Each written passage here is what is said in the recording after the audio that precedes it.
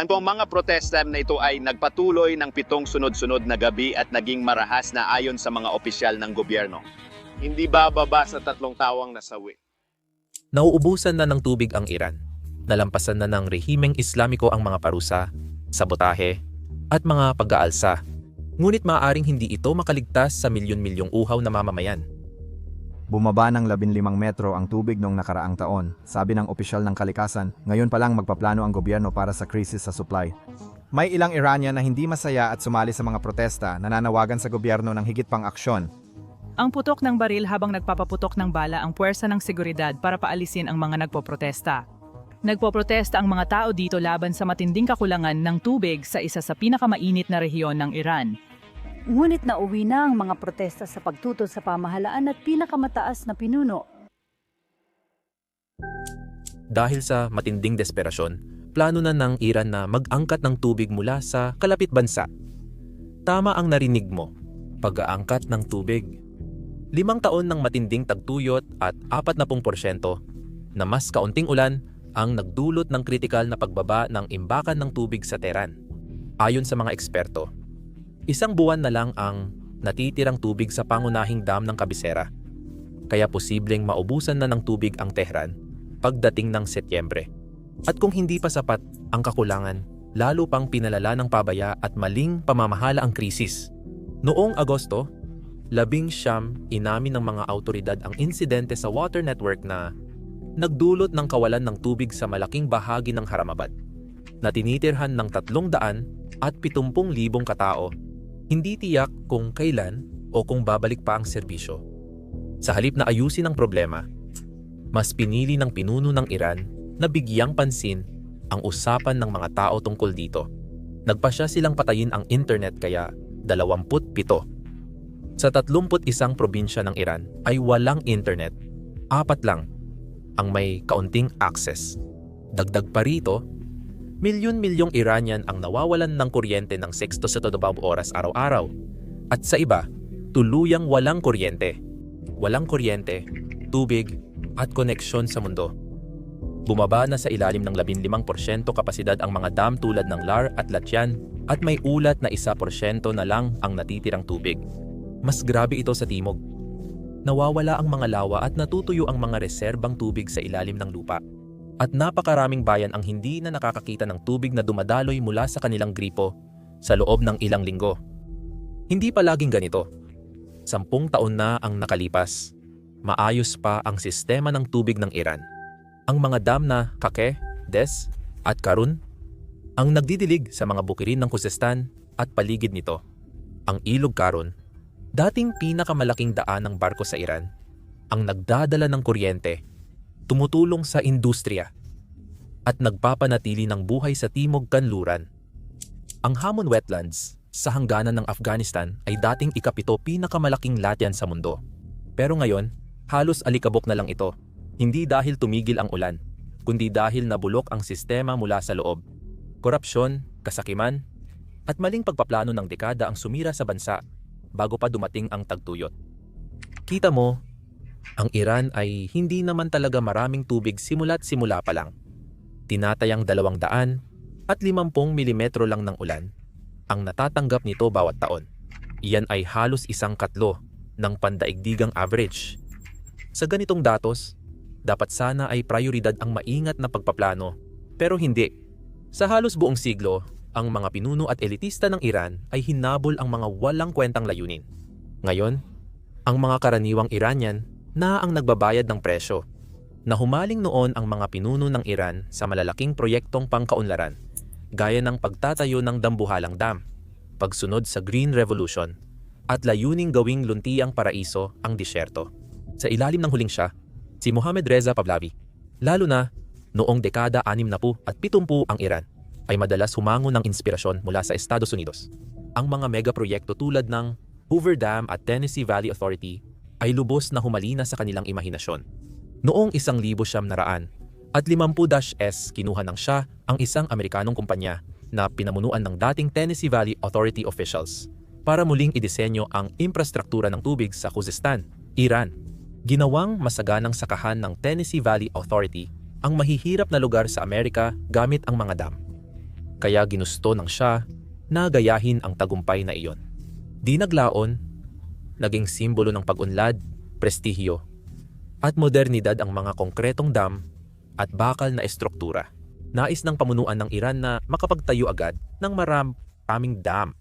Kung praktikal man o hindi ang mga dam na iyon, mukhang wala talagang nag-abala na suriin. Noong huling 1970 nagsulputan ang mga dam dahil sa pagkahumaling ng Shah sa malalaking proyekto. Kaya napabayaan ang mga pangunahing pangangailangan ng tao tulad ng paaralan, kalusugan at trabaho. Lumalala ang pagkadismaya. Ngunit bago pa makapagsalita ang mga tao, dumating ang 1979 Islamic Revolution at binago ang lahat. Sa simula, umasa ang mga karaniwang Iranian na sa wakas ay pagbibigyan na ng bagong Islamic na gobyerno ang kanilang mga pangunahing pangangailangan. Pero hindi iyon nangyari. Pareho ring matigas ang ulo ng revolusyonaryong rehimen gaya ng dating pamahalaan. Bagaman tutol ang bagong Islamic na rehimen sa karamihan ng pulisya ng Shah, tinanggap nila ang ideya nitong dapat walang ilog na walang dam. Sa loob ng ilang dekada, mabilis na nagtayo ng mga dam ang Iran at pagsapit ng early 2000 CES, naging ikatlong pinakamalaking dam builder sa mundo, kasunod ng China at Hapon. Noong panahon ni Pangulong Hashemi Rafsanjani, may natatapos na bagong dam kada 45 araw sa karaniwan.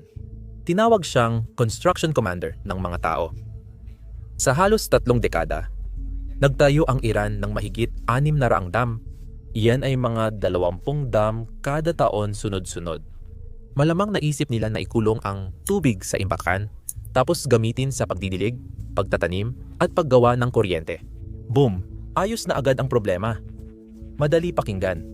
Pero ganyan mag-ayos ang mga bata, pati ilang politiko. Hindi ito pantasya. Totoong mundo ito na may kapalit ang pagkakamali. Kung nag-abala lang sana silang makinig sa isang taong talagang nakakaintindi kung paano gumagana ang kalikasan.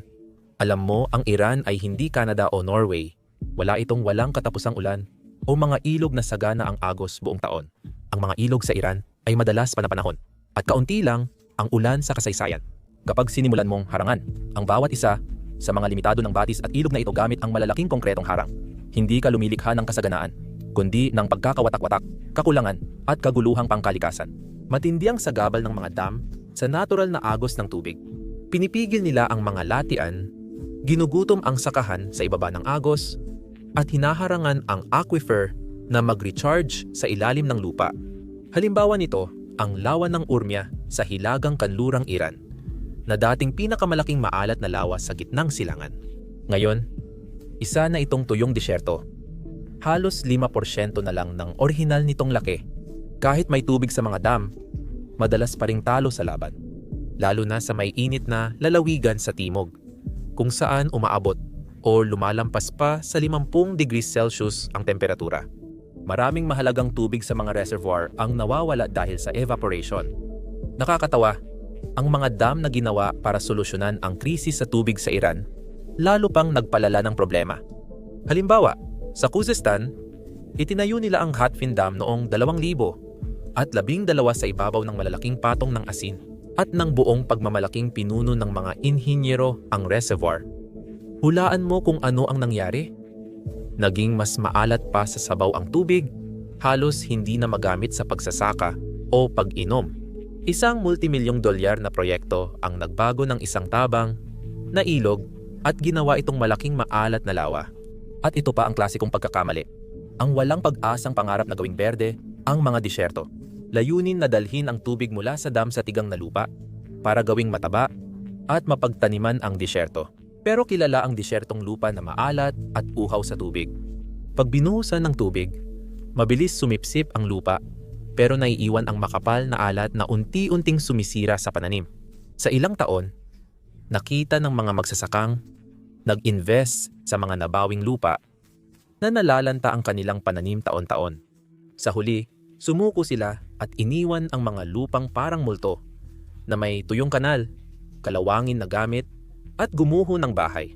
Nang sinabi kong nagtayo sila ng napakaraming dam ng walang saysay, malamang inaasahan mong may mga issue tulad ng mahinang engineering, laganap na korupsyon, at oo, marami niyan sa Iran. Pero may isa pang problema, walang koordinasyon sa pagitan ng mga probinsya. Gusto ng bawat rehiyon ng sariling dam at proyekto. Pero walang tunay na plano o pag-isip kung paano nito maapektuhan ang mga lugar sa ibaba ng ilog. Gusto ng bawat lokal na leader ng sariling monumento para makuha ang pabor ng Shah at masiguro ang karera. Nagpatuloy ang parehong pattern pagkatapos ng Islamic Revolution. At may isang kumpanya na mabilis na napagtanto na maaari nitong gawing malaking kita ang ganitong klasing politikal na kahangalan. Ang kumpanyang Khatam Al-Anbiya ay isang malaking construction firm na kontrolado ng Revolutionary Guard. Dahil malaki ang impluensya ng IRGC sa politika, madali nilang nakuha ang mga kontrata at walang nagtanong kung kailangan o praktikal ang mga proyekto. Nang imbestigahan ng mga independenteng mananaliksik ang sunod-sunod na pagpapatayo ng mga dam sa Iran, natuklasan nilang kulang o nawawala ang opisyal na tala ng daan-daang dam sa government archives. Mahalagang impormasyon gaya ng gastos, environmental impact, at eksaktong lokasyon ng mga dam ay kahina-hinalang nawawala. Kaya halos imposibleng malaman ang tunay na gastos at kalidad ng pagkakagawa ng mga dam. Tumigil lang ang pagpapatayo ng mga dam nang lumala na ang krisis sa tubig. Lalong nagalit ang publiko at pati si Pangulong Hassan Rouhani ng Iran ay nag-alinlangan kalaunan. Noong 2013, agad niyang ipinahinto ang lahat ng bagong konstruksyon ng dam. Kita niyang lumalala ang sitwasyon.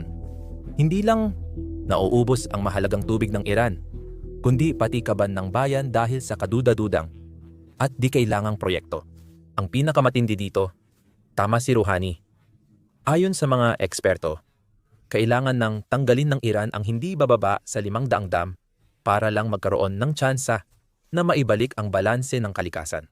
Isipin mo kung gaano kamahal, walang saysay, at nakapinsala ang dekadang tuloy-tuloy na pagpapatayo ng mga dam na nauwi lang sa pagdurusa ng tao, pag-aaksaya ng pera, at marahil pinakamalalang krisis sa tubig sa kasaysayan ng Iran. Pero ang mga dam ay bahagi lang ng mahabang kwento ng maling pamamahala sa tubig ng Iran. Ang kabilang bahagi ay tungkol sa kung paano talaga ginagamit, o mas tama, inaabuso ang tubig, lalo na sa agrikultura. Ang pamahalaan ng Iran, bago at pagkatapos ng 1979 ay pursigidong makamit ang sariling kasapatan sa pagkain. Layunin nating magtanim ng sariling trigo, bigas, at iba pa para di na umasa sa inaangkat. Isang marangal na layunin. Marahil, pero nakalimutan nila na para mapalago ang lahat ng pagkain iyon, kailangan mo ng napakaraming malinis at preskong tubig. Isang bagay na hindi naman talaga sagana sa Iran. Malakas gumamit ng tubig ang agrikultura. At masasabi kong hindi epesyente at pabaya ang mga paraan ng pagsasaka sa Iran noon at ngayon. Halos 70% ng buong supply ng malinis na tubig ng Iran ay diretso na pupunta sa pagsasaka. At ang pinakamasama pa, karamihan sa tubig na iyon ay tuluyang nasasayang lang. Maraming magsasaka sa Iran ang gumagamit pa rin ng lumang irigasyon gaya ng pagbaha sa bukirin at umaasang may aanihin. Nasa 35% lang ang bisa ng irigasyon sa bansa. Kaya halos 2/3 ng tubig ay nag-e-evaporate o tumatagas bago mapakinabangan ng pananim. Mailalarawan ito dahil ang makabagong drip irrigation system ay umaabot ng higit 70% na bisa. At kung hindi pa sapat ang nasasayang, ang pagdadala ng tubig sa mga bukirin gamit ang mga bukas na kanal o sirang tubo na may tagas ay nagsasayang pa ng karagdagang 12%. Isipin mo ang tindi ng kapabayaan at kawalang pakialam. Hindi lang ngayon kundi pati sa susunod na henerasyon. Sa loob ng mga dekada, parang wala namang halaga ang lahat ng ito. Noon, mas maliit ang populasyon ng Iran, mababaw at sagana ang mga balon, at walang nag-aalala tungkol sa kahusayan sa paggamit ng tubig. Dahil sa totoo lang, wala namang kailangang mag-alala noon. Ngayon, halos 70 milyong tao sa Iran ang kailangang pakainin, kaya hindi na sapat ang mga lumang pamamaraan. Sa maraming kanayunan ngayon, napipilitan ang mga magsasaka na maghukay ng mas malalalim na balon taon-taon. May limitasyon ang lalim na mahuhukay nila bago marating ang pinakailalim. At dumating na ang araw na iyon para sa milyon-milyong Iranian. Sa mga dekada, naging mahalaga ang mga diesel pump. Walang tigil na sinisipsip ang bawat huling patak ng tubig sa ilalim ng lupa mula sa mga aquifer ng Iran. Ayon sa isang climatologist, sa wala pang 50 taon, halos 70% ng underground water reserve ng Iran ay naubos. Libu-libong taon bago mapuno ang reserba ng kalikasan. Pero alam mo ba ang mangyayari kung pabaya nating maubos ang tubig sa ilalim ng lupa? ang mismong lupa ay nagsisimulang gumuho. Sa paligid ng Tehran at iba pang mga rehiyong matindi ang pagsabog, ang pagguho ng lupa ay nagiging isang nakakatakot na tunay na pangyayari. Sa ilang lugar, bumababa ang lupa ng 20-30 cm kada taon dahil kapag naubos ang tubig sa ilalim ng lupa, nawawala ang sumusuporta rito. Nagkakabitak ang gusali, kumukulubot ang kalsada, at gumagalaw ang tulay at riles ng tren. At malalalim na bitak. Ang iba ay sapat na kalaki para lamunin ang isang tao, ay bumubukas sa mga bukirin ng mga magsasaka. May mga lugar na bumababa ng 10-10 sentimetro bawat taon habang gumuho ang mga walang lamang aquifer sa ilalim ng lupa. Nagkakabitak ang mga gusali, lumulundo ang kalsada, at may malalalim na bitak sa bukirin ng mga magsasaka. Parang si inang kalikasan mismo ay nawalan na ng pasensya. Nagpasya na, sapat na ang kanilang kinuha at panahon na para singilin sila. Alam mo kung ano ang mas nakakainis? Pagkatapos mag-aksaya ng mahalagang tubig para sa agrikultura at maubos ang aquifer, nagtanim pa ang Iran ng pinakamasasamang pananim sa maling lugar at panahon. Sa kasaysayan, nakatuon ang agrikultura ng Iran sa mga butil na matibay sa tagtuyot gaya ng sebada, na bagay sa kanilang tuyong klima. Noong ika-20 siglo, nagbago ang pagkain ng mga Iranian nang agresibong itinulak ng gobyerno ang pagtatanim ng mga pananim na malakas sa tubig tulad ng trigo at bigas, kahit sa di angkop na lugar. Isipin mong nagtatanim ng bigas, nakilala sa pagkauhaw sa tubig, sa mga probinsya gaya ng Isfahan o Sistan Balochistan. Sa Sistan, hinihikayat pa nga ang mga magsasaka o minsan ay pinipilit na magtanim ng pakwan. Pakwan. Bawat kilo ng pakwan ay nangangailangan ng humigit kumulang 170 litro ng tubig. Alam ba ito ng mga Iranian? Malamang hindi. Pero ang mga gumagawa ng patakaran ay siguradong dapat alam nila ito.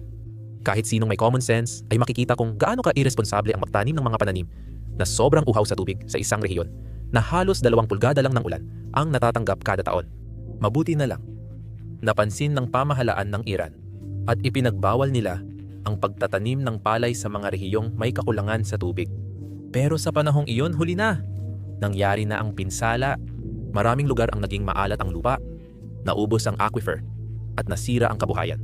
At sa huli, may isa pang bagay na nagpapalala sa lahat ng mga problemang ito ng walang hanggan. Isang bagay na hindi lang kasalanan ng Iran, kundi kasalanan ng buong sangkatauhan. Pagbabago ng klima. Ang totoo, patas ang kalikasan sa lahat. Hayop, tao, wala itong pinipili. Kung sisirain mo ang kalikasan, gaganti ito at may kapalit. Iyan ang nangyayari ngayon sa Iran. Hindi lang lumulubog ang mismong lupa sa ilalim ng kanilang mga paa, kundi ang Iran ay uminit din ng doble ang bilis kumpara sa pandaigdigang average. Tumaas ng mga 0.4 Celsius kada dekada ang karaniwang temperatura ng bansa. Iyan ay doble ng naranasan ng buong mundo. Ngayon, ang 0.4 Celsius kada dekada ay maaaring hindi mukhang malaki sa una, pero maniwala ka. Mabilis itong naiipon. Taon-taon, pinahahaba at pinaiinit nito ang tag-init at nagdudulot ng mabilisang pagtaas ng pagsingaw. Laging mainit ang tag-init sa Iran, pero kamakailan lang umabot ito sa sukdulang init para sa tao. Noong Hunyo 2000, at 17 umabot sa 53.7 degc ang temperatura sa Avaz, isang lungsod sa timog kanlurang Iran. Iyan ay katumbas ng 100 at 29 degrees Fahrenheit. Isa ito sa pinakamainit na temperaturang naitala sa kahit saan sa mundo. Sa ganitong mga kondisyon, halos walang laban ang mga reservoir sa likod ng mga dam. Napakabilis maglaho ng tubig dahil sa pagkatuyot. Sobrang tuyong lupa, parang buto. Mas kailangan ng irigasyon ng pananim. At pilit pinapaandar ng tao ang air conditioner. Karamihan ay gamit ang cooling tower na malakas sa tubig. Nagiging malupit at paulit-ulit ang siklo, lalo pang nagpapalala sa krisis. Kasama pa ang kakulangan ng ulan. Noong taglamig 2000 at 18, 29 mm lang ng ulan ang natanggap ng Sistan at Balochistan, mas mababa sa ikatlong bahagi ng karaniwang kailangan. Taimtim na nagdarasal ang mga magsasaka para sa ulan ng tagsibol, ngunit madalas hindi ito dumarating. Madalas biglaan at malakas ang ulan, kaya nagdudulot ito ng biglaang baha imbes na unti-unting masipsip ng lupa. Agad umaagos ang tubig at nasasayang, habang uhaw pa rin ang lupa. Tulad ng sabi ko noon, hindi mo masisisi si inang kalikasan dito. Dapat mas pinaghanda ito ng gobyerno. Taon-taon, inuulit ng Iran ang matinding tagtuyot at malalakas na pagbaha, kasabay ng pagtaas ng temperatura. Ayon sa mga siyentipiko, posibleng tumaas ng 5 degree Celsius ang temperatura sa gitnang silangan, kabilang ang Iran.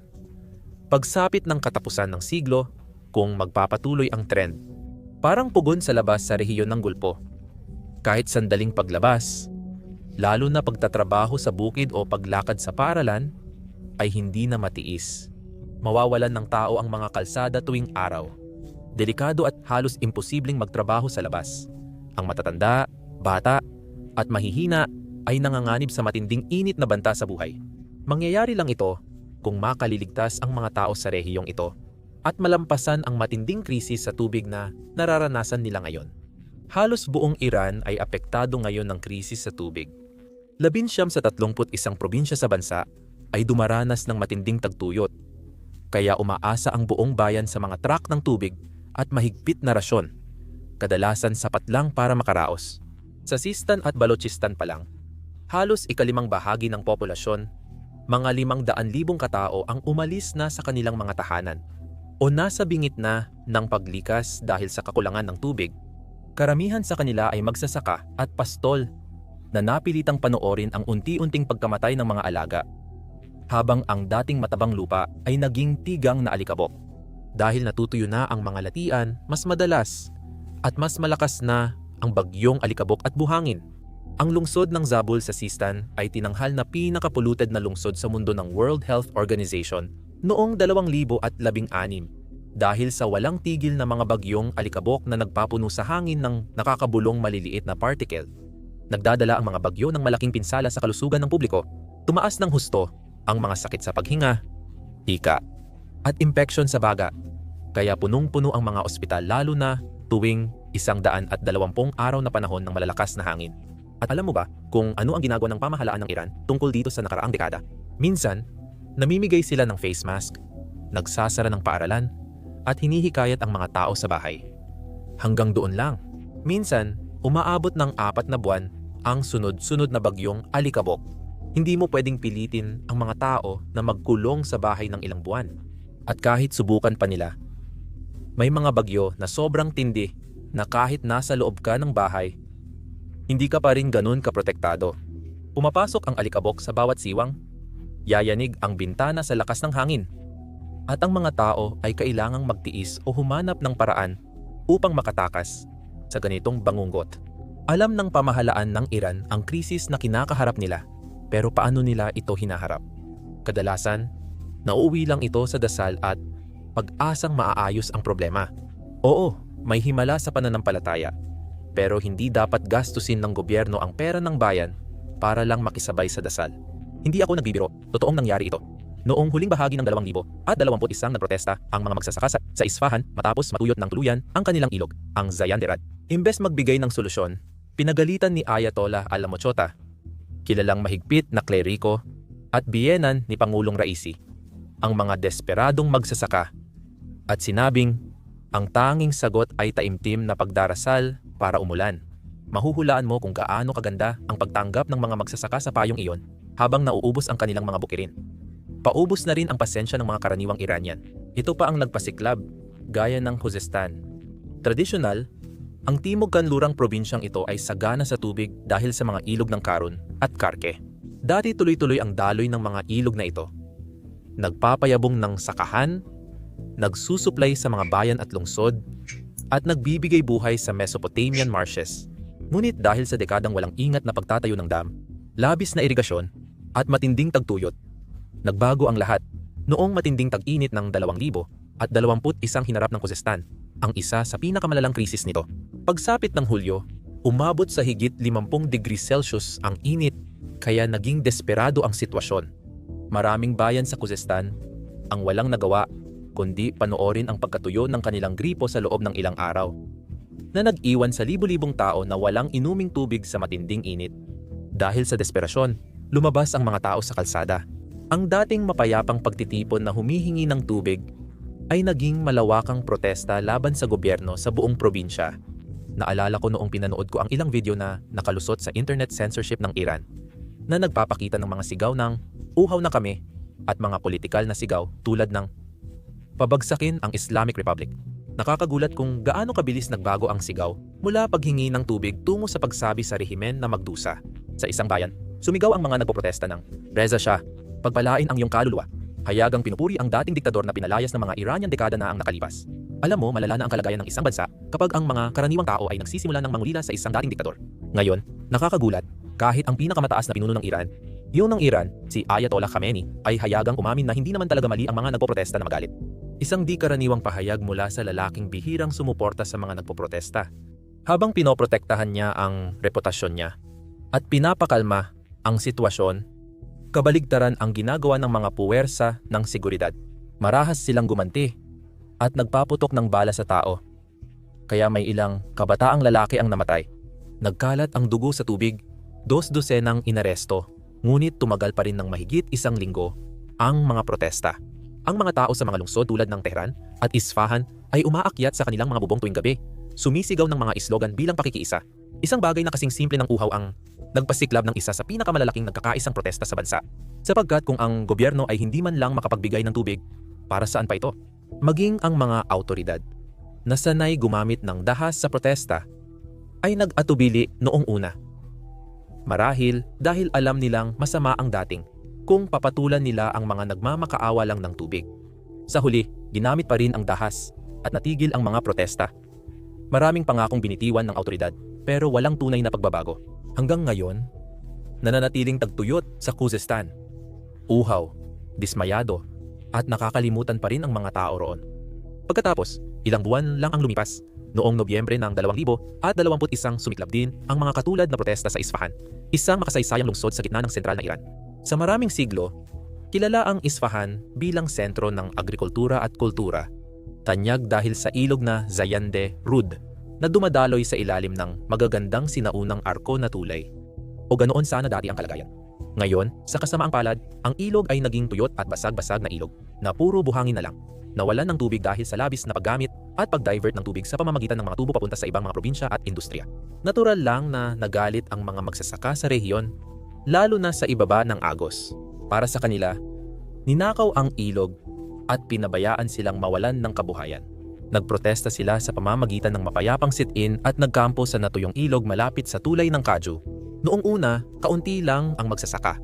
Pero matapos ang 2 linggo, libo-libong taga-Isfahan, residente, mga ngalakal, at pamilya ang sumama sa protesta. Kasama ng mga magulang ang mga anak.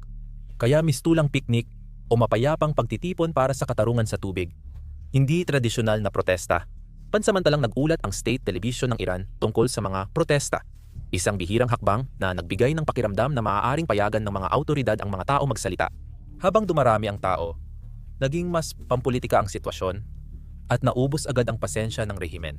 Noong Nobyembre 25, 2021, ipinakita ng seguridad ang kanilang malungkot na reputasyon sa pagsunog ng mga tolda. Pumasok ang mga bulldozer at pinalo ng pulis ang kanilang mga batuta at nagpaputok ng tear gas para paalisin ang lahat. Nag-alisan ang mga pamilya mula sa tabing ilog. Binugbog ang mga magsasaka at ang mapayapang protesta ay naging marahas sa magdamag. Ngunit ang kalupitang ito ay lalo lamang nagpasiklab ng mas matinding galit. Nagkaroon ng matinding labanan sa kalsada sa pagitan ng mga nagpoprotesta at riot police sa Isfahan mula gabi hanggang kinabukasan.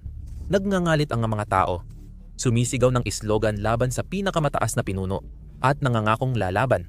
Kinukwestiyon ng mga kababaihan ang mga opisyal ng seguridad kung bakit sila nagpapaputok sa mga humihingi lang ng tubig.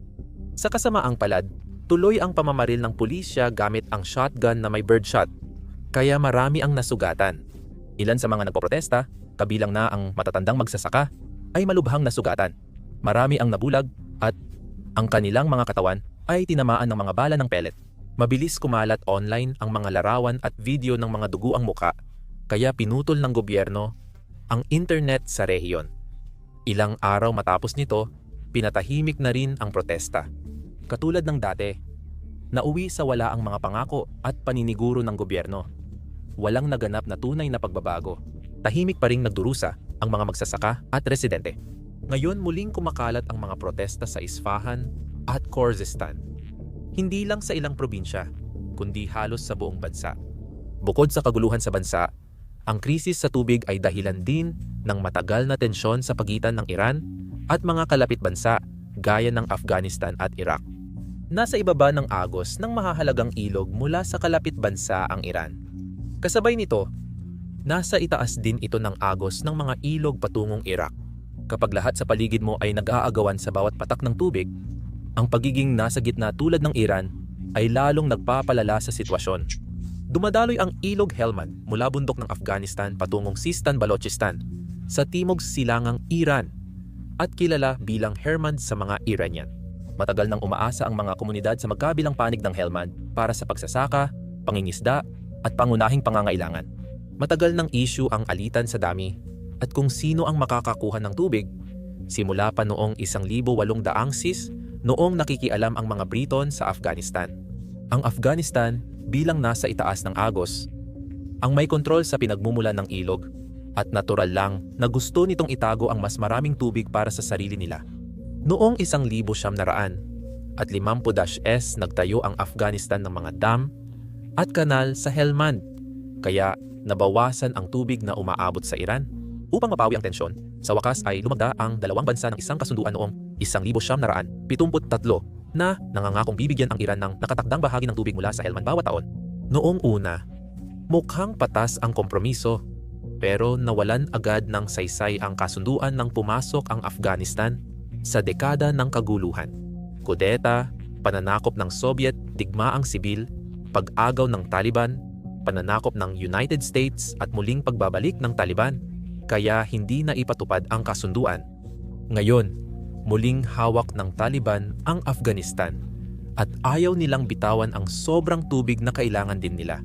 Nagpatayo sila ng malalaking dam tulad ng Kamal Khan at Kazakhi para masigurado ang sariling supply ng tubig sa agrikultura at inumin. Makatuwiran ito para sa kanila dahil nakakaranas din ang Afghanistan ng matinding tagtuyot at gusto nilang siguraduhing may sapat na tubig ang kanilang mga tao. Pero sa ibaba ng ilog sa Iran, lalo pang pinasama ng mga dam ang kalagayan. Sa Iran, parang walang bisa ang 1,773 kasunduan na nagbibigay sa kanila ng bahagi sa tubig ng Helmand. Inaakusahan ng Tehran ang Afghanistan ng paglabag sa kasunduan. Pero giit ng Afghanistan, halos ubos na ang tubig sa kanilang imbakan, kaya wala na silang mailalabas sa ilog. Ito ay klasikong kaso ng magkapitbahay na parehong desperado, naghihirap, parehong kumbinsido na sila ang tama, at walang handang magbigay. Dahil sawang-sawa na sa mga walang saysay na pangako, noong 2023, hayagang inutusan ni Pangulong Raisi ng Iran ang Taliban na ibigay na sa wakas ang nararapat na bahagi ng tubig para sa Iran. Kung hindi ay haharap sila sa mga kahihinatnan. Binalaan ng Taliban ang Iran na mag-ingat sa pananalita. Paglaon, lumala ang tensyon at nagkaputukan ang mga sundalo sa magkabilang panig. Matapos ang sagupaan, namatay ang 2 sundalong Iranian at 1 mandirigmang Taliban, nagpatayan sila dahil lang sa tubig. Ito ang pinakamalalang karahasan sa hangganan ng Iran at Afghanistan sa mga nakaraang taon. Pagkatapos, nag-usap ang dalawang bansa tungkol sa pagbuo ng mga pinagsamang komite para maresolba ang sigalit sa tubig. Ngunit halos hindi umusad ang mga pag-uusap na iyon at wala ring nangyari. May malakas na dahilan kung bakit duda ang Iran sa Taliban. Sa huling bahagi ng dekada 90, isinara ng Taliban ang mga sluice gate ng Kajaki Dam dahil sa sigalot sa politika. Kaya tumigil ang pagdaloy ng Helmand River papuntang Iran. Hindi pa nalilimutan ng mga Iranian ang aral na ito. Alam nilang walang problema sa Taliban na gawing sandata ang tubig kung ito ay para sa kanilang interes. Ang nakakatawang bagay dito, buong kumpiyansang nagtayo ang Iran ng sarili nilang mga dam, 4 na malalaking imbakan ng tubig sa rehiyon ng Sistan, na umaasang maiipon nila ang ipinangakong tubig mula sa Helmand. Ngunit hindi iyon dumating. Ngayon, tuyong-tuyo at inabandona na ang mga imbakan ng tubig na iyon. Tuwing tag-init, nag-aabang at nag-aalala ang Iran. Magpapakawala ba ng tubig ang Afghanistan? O magpapadala uli ng galit na delegasyon ang Iran sa Kabul? Ang tubig na ito ay buhay para sa libu-libong tao sa Sistan. Madaling isipin na pwedeng mabilis lumala ang tensyon at mauwi sa labanan. Gumagamit na ang mga opisyal ng Iran at lokal na media ng salitang digmaan sa tubig na madaling maintindihan kung bakit. Alam mo ba ang nakakatuwa? Yun din ang ginagawa ng Taliban sa Iran. Ginagawa rin ng Iran sa Iraq ang parehong bagay. Sa kanluran, hawak ng Iran ang ilang ilog at sanga na umaagos sa Tigris River ng Iraq. Inakusahan ng Iraq ang Iran na pinipigilan ang kanilang mga pinagkukunan ng tubig. Agresibong nagtayo ang Iran ng mga dam at nililihis ang mga ilog papasok sa teritoryo nila. Kadalasan walang konsultasyon sa Iraq. Simula 2000 at 20, halos 85% nabawasan ang agos ng Siran River dahil sa mga proyektong Iranian gaya ng Daryan Dam na nakaapekto sa mahigit 100,000 Iraqi sa Kurdistan. Dagdag pa, nagtayo ang Turkey at Syria ng mga dam sa itaas ng ilog na nagpapababa ng agos papasok sa Iraq. Ang lahat ng ito ay nagdulot na ng malawakang paglikas at isang makataong sakuna. Noong 2018 nagkaroon ng krisis sa tubig ang Basra, pangalawang pinakamalaking lungsod sa Iraq, dahil sa paglihis ng tubig sa ilog na nagdulot ng alat at kontaminasyon. Kaya naospital ang libo-libo dahil sa sakit. Lalong lumala ang sitwasyon mula noon. Madalas nauuwi sa wala ang mga diplomatikong pag-uusap. Karaniwang nagtatapos sa walang laman na pangako. Sa lumalalang klima, lahat ay tama at mali. Lahat ng bansa ay kailangan ng tubig. Pero kung sobra kang kumuha, mauubusan ng iba. Kung walang kooperasyon, ito ay isang paligsahan pababa, patungo sa tagtuyot. At maniwala ka sa akin, walang gustong manalo sa paligsahang yan. May pag-asa pa ba? May solusyon pa ba? O tuloy-tuloy na lang patungo ang Iran sa araw na zero? Ang araw na mauubos ang tubig sa gripo? Sa totoo lang, may ilang opsyon ng Iran at sinusubukan na nga nila ang ilan dito. Pero kung sapat na ba ang mga pagsisikap na yon? Aba, yan ang tanong na 1 trilyong tao ang gustong malaman ang sagot. Pinili ng Iran ang desalinization bilang mabilis na solusyon. Ginagawa itong inuming tubig mula sa tubig dagat. Dahil hindi mo pwedeng pilitin magkaroon ng ulap ng ulan kahit may kampanya ng panalangin. Mas mainam gamitin ang malalaking imbakan ng alat na tubig tulad ng Persian Gulf at Gulf of Oman.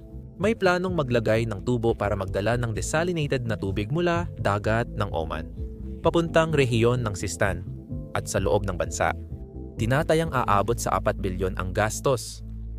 May proyekto ring magbomba ng desalinated na tubig mula Persian Gulf papunta sa tuyong Central Plateau ng Iran at sa mga probinsyang tulad ng Kerman at Yazd. Nakapaglatag sila ng daan-daang kilometro ng pipeline at nagtayo ng mga desalinisasyon na planta. Ngunit mahal ang mga ito at nagdudulot pa ng sariling problemang pangkalikasan. Ang desalinisasyon ay kumukonsumo ng napakalaking enerhiya at nagiiwan ng puro at maalat na brine na nakakasama sa mga ekosistemang dagat. Tinataya ng isang opisyal na ang isa lang sa mga proyektong ito ng desalinisasyon ay nagkakahalaga ng humigit kumulang 400 milyon bawat taon para patakbuhin. Para mailagay sa perspektiba, halos katumbas na ito ng taunang kita ng sektor ng agrikultura ng Isfahan. Malaki ang ginagastos para magdala ng tubig sa mga pananim na hindi naman mataas ang halaga. Kung ginamit lang nila ng maayos ang bilyon-bilyon sa kapaki-pakinabang na solusyon at hindi sa walang kwentang dam, baka ngayon ay nag-e-export na ng malinis na tubig ang Iran sa mga bansang may tagtuyot. Ngayon, ang mga huling minutong proyekto ng desalinisasyon ay parang mahal at pansamantalang solusyon lang, hindi tunay na sagot. Ang tunay na malaking problema ay ang pagbabago ng klima at ang hindi na maibabalik na pinsalang nagawa.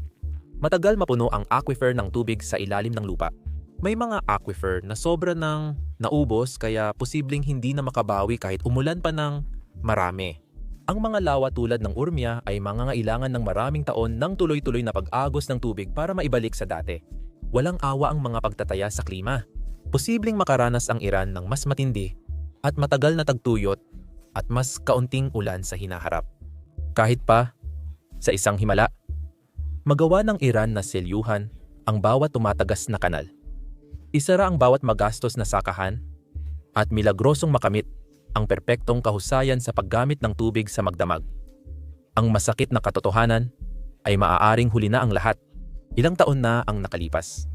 Nagbabala si Isaac Kalantari, dating pinuno ng kagawaran ng kapaligiran ng Iran, na kung hindi magbabago ang mga gawin ng mga Iranian, hanggang 50 milyong tao halos 70% ng populasyon ang maaring mapilitang lumikas at maghanap ng tubig sa mga susunod na dekada. Oo, parang nakakatakot pakinggan, pero baka nakikita na natin ang mga unang palatandaan nito. Maraming baryo sa Sistan ang naging ghost town. 30% ng residente ay lumipat na sa kalapit na bayan o lungsod at lumalala pa ito sa iba pang probinsya. Pero saan nga ba pupunta ang 10-10 milyong tao? Malamang, unang-una silang pupunta sa mga malalaking lungsod, Tehran, Masjid, Isfahan. Pero hirap na rin ang mga lungsod na ito sa kapasidad at matinding kakulangan sa tubig na inaasahang lalala pa ayon sa pagtataya ng klima. Kung milyon-milyon ang magsimulang dumating bawat taon, babagsak ang mga urbanong lugar dahil sa bigat ng sitwasyon at hindi magtatagal, wala nang ibang pagpipilian ang mga tao kundi lisanin ang bansa ng tuluyan. Malapit na tayong harapin ang isang krisis ng mga refugee na hindi pa natin naranasan. Ang krisis sa tubig ng Iran ay pangunahing gawa ng tao na lalo pang lumalala dahil sa pagbabago ng klima na nangangahulugan ding tayo bilang mga tao na may pagkukulang ay may kapangyarihan ding maiwasan ito. Baka magkaisa ang Iran, gumawa ng matitinding hakbang at sa kung anong paraan ay magtagumpay sa problemang ito. At sa totoo lang, dapat tutukan ito ng buong mundo. Bawat kilos, bawat desisyon, dahil kung ang isang bansa tulad ng Iran ay kayang bumangon mula sa pagkakabaon sa utang sa tubig, may tunay na pag-asa para sa napakaraming tuyong rehiyon sa buong mundo. Kung hindi nila magawa, makikita natin ang mangyayari kapag naubusan ng pangunahing yaman ang isang sibilisasyon.